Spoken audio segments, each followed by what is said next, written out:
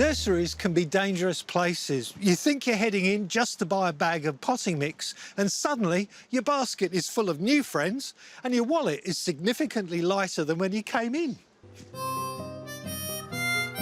One of the greatest temptations in a retail nursery is a clearance rack. It's where the nursery marks down stock that's past its best in the hopes that some brave punter will be willing to roll the dice in the name of a bargain. Plants can only survive in their small retail pots for a certain amount of time before they start to suffer and need to be moved on. The discounts can be high, but so too the risks. Fortunately, I'm a seasoned shopper and I'm a former garden centre manager, and I live in hope because 2 of my best purchases throughout my life came from a reduced sales stall. So I'm here to give you a few pointers on what's worth the risk and what's best left behind. The first deal breaker is pests and diseases. If you import them into your garden, it'll be at least a headache, and at worst, it could be a complete outbreak throughout your garden. So, inspect the plants. Don't just look at the tops of the leaves, look at the undersides as well. And if there are tight clusters in the plant, check those. It may be there that you'll see clusters of scale insects and mealybug feeding on the plants. Signs of feeding by pests can include mottled pinpricks, chewed leaf edges, and withered or stunted new growth. Check also for eggs or pupae on leaves or on surface roots.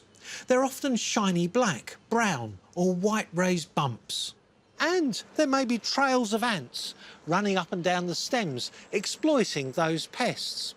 In a situation like that, it's best to forget the plant. However, this is a Frangipani and I'm in Queensland. If you buy a perfectly healthy Frangipani, it's quite likely to get Frangipani rust like this plant, and that appears towards the end of the season. That is not a reason not to buy this plant. There's no treatment for Frangipani rust. Dispose of affected leaves in the bin. Do not compost them. All you have to do is understand the specifics of the disease, and in this case, this plant is a bargain. The next thing to check for is the surface of the pot. If it looks soggy and smells bad, possibly the mix has stagnated and the roots have started to rot. Now, you can test this by rocking the plant. If there's no resistance and it moves over easily, then it's probably got a really bad root system and it's not worth buying. Root rot can present in foliage as wilting, yellowing, discoloured leaves, often with brown spots surrounded by a yellow tinge. But this plant is fine. However, it's got one of my pet hates, hairy bittercress or flickweed growing at the base. It's really hard to control at the best of times. Now, if the plant is so desirable and the bargain is really good, you can still buy this plant. What I do is I remove the surface, put that into a bag, that's where most of the plants and the seed are, stick it into the bin, top dress the plant, keep it in a quarantine area in my nursery until I'm sure that I've controlled these weeds, and then it can be planted out. And that way you can have your bargain. Next, give the pot a squeeze. If there's a lot of resistance, that means it's packed full of roots. And that can be a problem unless you know your plants. You see, this grass, along with this heliconia, this cordyline and palms, they belong to a group of plants called monocots. Monocots have short-lived fibrous root systems, so they don't mind being root-bound. A root-bound grass like this, all it needs is a bigger pot or to be planted in the ground. This is a bargain. But when you're dealing with dicots, like woody trees and shrubs, including this citrus, their roots are long-lived. And if they've been in a pot for too long, the roots may have spiralled around the pot.